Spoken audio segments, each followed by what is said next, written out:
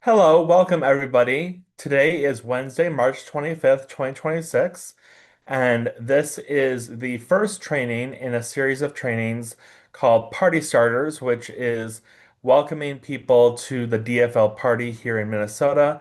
A lot of the things that we cover in this training can be applied to other Democratic parties generally across the country. So if you happen to pound this video or happen to pound this recording and the slide deck and stuff like that, a lot of it is applicable not just in Minnesota, but in other places as well. And so, thank you everybody for joining us today. And let's get started. So the agenda for this meeting is a little bit limited, so I don't want to get too in the weeds with everything that's going on. That's why we have the additional trainings on the next couple Wednesdays here for canvassing. There's the one training just on canvassing in general, and then a third training on running for office and more in depth on that. So, if you have ever wondered what's going into it, things like that, that is included in that third training. But today we'll learn about the party volunteer leadership roles. So here in Minnesota, we have a very grassroots volunteer-led party. Our actual party leadership is elected by a group of volunteers at the end of the day, which is different than other state parties across the country. And so we'll learn how you can engage with that at the local level and at different levels of the party in Minnesota. Next, we'll preview the calendar for the next 2 years, 2026 to 2028. So we'll kind of go over what to expect for this year, and then go into what to expect in the early parts of 2028. So of course, we don't have a magic crystal ball, but at least there's some things on the calendar that are by statute or otherwise should be expected. So, assuming we get to that point, we'll see what happens. And then we'll share a couple of case studies, just anecdotally, on ways to organize your community and recruit new volunteers. So I'll kind of talk about some of the things that we've been doing here in Minneapolis, Minnesota, and go from there. And then the part that is not recorded, so if you're watching this as a recording, at the end we'll have plenty of time for questions and answers, and that'll be not recorded so that people can kind of ask any question they want and have more privacy that way. So first, what is a DFL local organizing unit? So in Minnesota, we have the Minnesota Democratic Farmer Labor Party, which is a little bit unique to the rest of the country. So in Minnesota, we had a Farmer Labor Party, we had a Democratic Party, and those merged in the 1940s to have better results statewide with a winner-take-all system. If you have two more liberal parties, competing against each other, it's better to join forces and then have a better electoral success. So, for many of us on this call who got these invitations, you likely attended your precinct caucus on Tuesday, February 3rd. That is the most grassroots part of the party. It's where things like resolutions are first introduced, so on policy issues or on matters of the day. And then it's also where we elect our precinct chair and vice chair. So we can have up to one precinct chair and two vice chairs.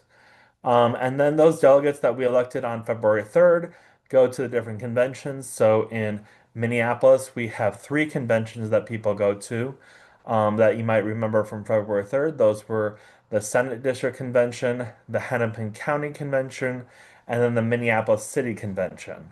So, then the other volunteers are elected at those different conventions. So, for example, at your Senate District Convention, there would be a chair and outreach officer, treasurer, things like that elected. And similarly, at the Minneapolis City Convention, there is a city party that does both school board and then things like city council and mayor. All those have their own city chair and city treasurer and things like that. So the DFL is kind of a little nesting doll of structure of different organizations that kind of overlap onto each other. And most all of it is volunteer run. That is very different than other parts of the country. And the actual choosing of the direction of the party is run by volunteers through these local caucuses, and then the state central committee, which is elected through the caucus and convention system.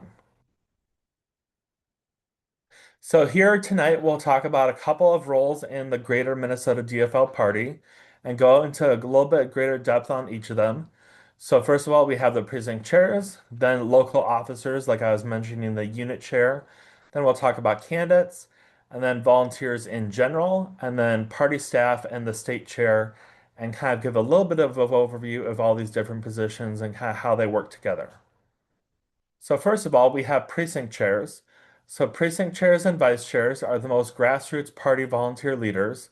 They are elected by that precinct caucus on February 3rd.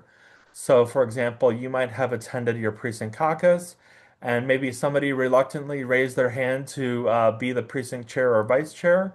So that person is elected to help organize the neighborhood. So the precinct is usually about the size of a neighborhood or several blocks or something.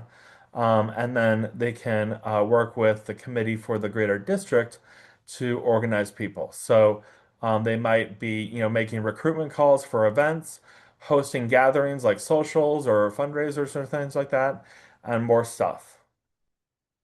Then we have the local offices. So these include things like chair, vice chair, secretary, treasurer, outreach officer, and other committee members. So these are all elected at conventions. So for example, in your Senate district in Minneapolis, you might have had a convention recently on a weekend where you elected people in these committees. Similarly, for the Minneapolis City Convention, they will elect their officers on April 18th. And so those folks will be nominated and maybe give a speech and be voted on and all that kind of stuff. So similarly, there'll be officers there. All these folks are volunteers. They are not paid for their volunteer work. And so, depending on how so there's different officers that can be on different committees, and sometimes they are on state committees or on congressional committees. But overall, people have different voting positions and different executive responsibilities. But it's similar to kind of a national nonprofit or some other affinity group that has chapters that feed into each other. So most units meet monthly to quarterly, depending on the work to be done. So we have what's called a central committee and an executive committee, and so those groups meet anywhere from monthly to less often. So in 2027, which we'll talk about later in the presentation, we don't have any elections on the calendar in 2027. So during that time, it'll be likely they'll meet less often. Next is candidates. So DFL candidates are the whole reason we have a political party. So at least in the idea of the case of our national chair, Ken Martin, who was previously the Minnesota chair, his kind of main thrust of what a political party is to generally elect members of the party to public office and elect people and get things passed and make change through public service and government, and that's the main point. There's many other groups that have different kind of goals, like different groups of historians might want to debate history. We want to elect public servants. So your local convention may have endorsed a number of candidates this year. So typically at a Senate district convention this year in 2026, it would at most endorse one candidate for state Senate and one candidate for each of the state House districts. So in Minnesota, we have a bicameral legislature with a state Senate and a state House. And the way we work in Minnesota is that each state Senate district is split by population into two state House districts. And so it's an even split that way. So there's 134 state House members and 67 state senators. And so it is evenly, as I said before, kind of like nesting dolls against, smaller units going to the bigger unit. That is not the same in every state. For example, in California, they also have a bicameral legislature, but they're two different numbers of legislators in different in the lower house and the upper house, and those districts do not line up in a very even kind of way. So they're actually very jealous of us and how easy and clean and simple our AB system is for state house districts. Um, this year, now that you have folks who are endorsed, you will, as a DFL, volunteer, you'll likely be volunteering with those campaigns, and helping them with their primary should they have an opponent, or definitely, of course, in the general election, we will have, a DFL nominee for governor, we'll have a DFL nominee for U.S. Senate, all those kind of offices, and the whole coordinated effort will elect DFL candidates across the state of Minnesota. Next, of course, is DFL volunteers. And so that includes many of you here in the room today. So you are at the core of our party. You may have volunteered with a presidential campaign or a past coordinated campaign without being ever elected as a local officer or precinct chair or anything like that.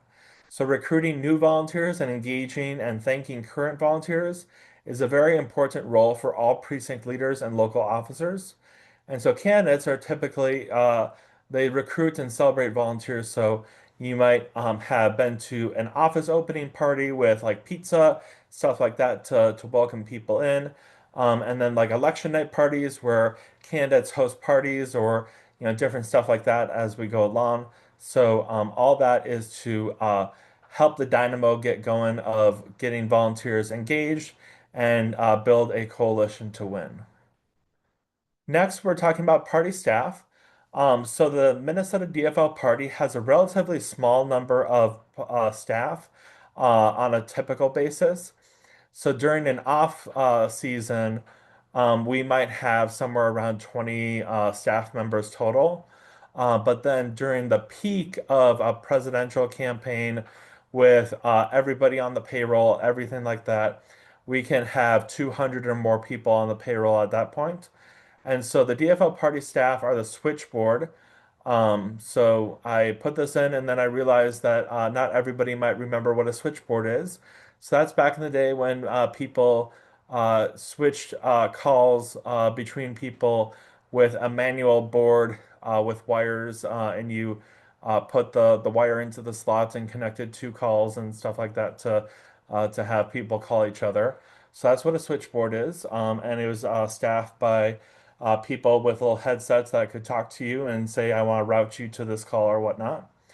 Um, so you can imagine the ZFL staff, likewise, are the people who connect everything together and keep everything working pretty efficiently. So, for example, they organize our data. So, with the DNC boat builder system, they organize that data, and then all the door knocking that you're doing, all the phone calls that you're making, that those are made efficiently and towards a good purpose. And then they also run trainings. So this training is being hosted by, just me and helping out with a couple other people. But then they also have trainings for party leaders and of course all their staff and everything like that.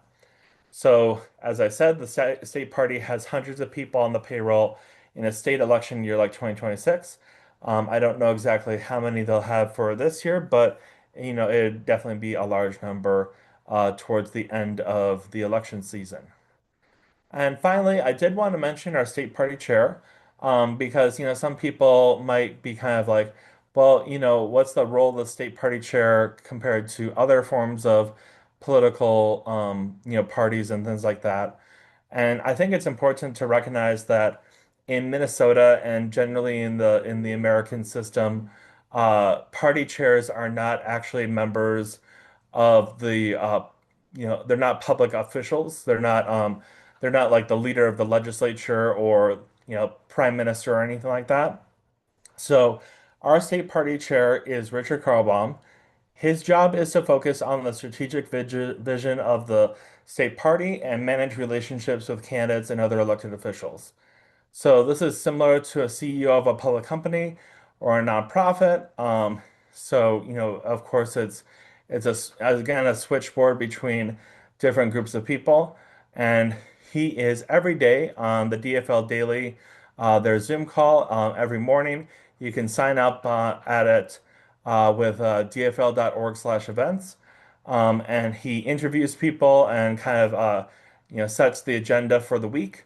And I encourage you, you don't have to attend every day, but it is interesting to attend sometimes, and they have great interviews. They just recently had an interview with the executive director of the Minnesota AFL-CIO. And so uh, that's what he's focused on. It's more of a whole party kind of vision, and not necessarily any one particular agenda item. That is more driven by the actual public servants, the public officials who are in the legislature or the governor's office. So next, we'll just go over briefly the calendar from 2026 to 2028. So this might be helpful in just kind of framing in our minds here when we're thinking about the next 2 years. We just elected a number of party leaders at our local caucuses and conventions. What will these folks be working on for the next 2 years? So first, there's additional local conventions. So for example, Senate District 63 will be having their convention.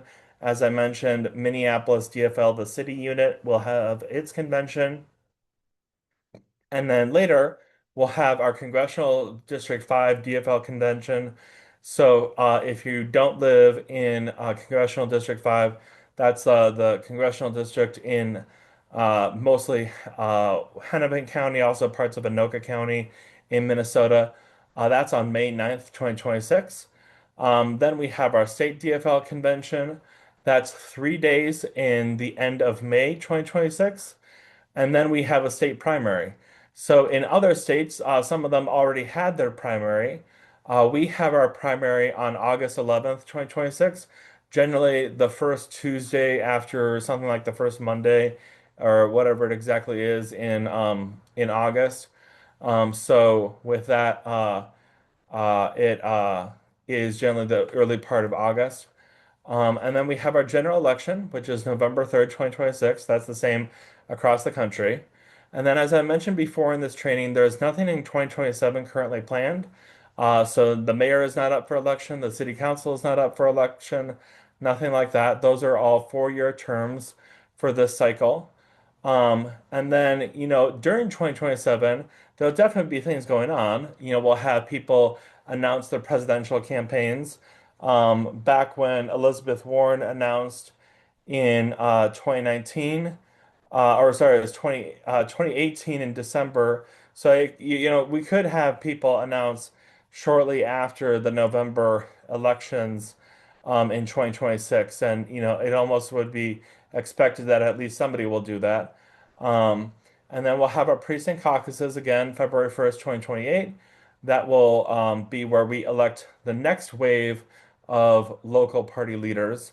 And then, if you remember from 2024, Minnesota has a presidential primary now. So that is different than we had several years ago. But in 2020 and 2024, we've had a presidential primary. And so this gives everyday voters direct access to choosing the delegates, the number of delegates for different candidates. And it is a proportional system. So if a candidate gets 10% of the vote, then they'll get roughly 10% of the delegates. Of course, the delegates are an integer number, like 27 or something. So it'll have to be some percentage of that. But relatively speaking, for example, in 2020, even though that is Elizabeth Warren dropped out, she still got a number of delegates that she then asked to support Joe Biden in 2020. So that is an example of that. And then we have recruiting and engaging new volunteers. So I'll go a little bit into some of the mechanics of how we do that. So the state party has a mobilized events page, which you have probably used if you were a volunteer in 2024. So you can sign up for trainings, you can sign up for volunteer events, parties, events, speaking, all that kind of fun stuff. And you as a volunteer organizer can use it as well. So you can always reach out to me by email and I can share with you the information on how to get added as somebody who can create events. All events have to be screened by the state party staff, and once it's set in place, you can't edit it retroactively. So if you want to change the name of it, you have to ask them to change the name of it. So choose wisely. But that allows everyday volunteers to organize events and use that powerful software. And then there's also um, a training website that is hosted by Litmos that is really great because it's free training. You can create an account anytime, and I can also send that out too, and that helps get people engaged. And then one system that is good to know about is the Minnesota DFL and Democratic National Committee use a software called Action Network that sends mass email. You might have heard of Action Network and wondered what this all is. It's kind of a suite of software that is around, of course, taking action. So sending emails. You might have, for example, a advocacy group might have had where you sign up on a form and then it sends an email to an elected official. So that's using the same thing in a reverse order where you're sending it to an elected official and all that kind of stuff. So it's a very powerful software. And your local unit, your Senate district or the Minneapolis City unit, they all have access to Action at Work for our district. You know, for example, I'm in Senate District 59, so we have a list of people in 59. Minneapolis has a list of people in Minneapolis. And so if there are events that you would like to promote or you would like to volunteer with your local unit or the Minneapolis unit, that is an example of where you could send out information and, say create an event with Mobilize and then send out an email with Action Network. And through all that, recruit people, getting people engaged, and of course, work with local DFL candidates to make impact. So, what we covered in today's training, we first learned about what party volunteer leader roles are and how you can engage. So, we kind of did a little description of each of them. We previewed the calendar for the next 2 years, 2026 to 2028. So talking about how, for example, in 2027, there's no elections on the calendar, but there's definitely a huge presidential election that will be starting up, with which, great haste. And so that'll be a great way to recruit people and get new people involved with all that. And then we kind of talked about ways that we can work with community organizing with digital tools like Action Network and Mobilize, and the Litmos training website. And now we have plenty of time for questions and answers. So I will go to the recording and stop the recording. So thank you for everybody who's watching this as a recording. And if you have any questions, you can reach out to me in my email. My email address is included in the bottom of the training webpage.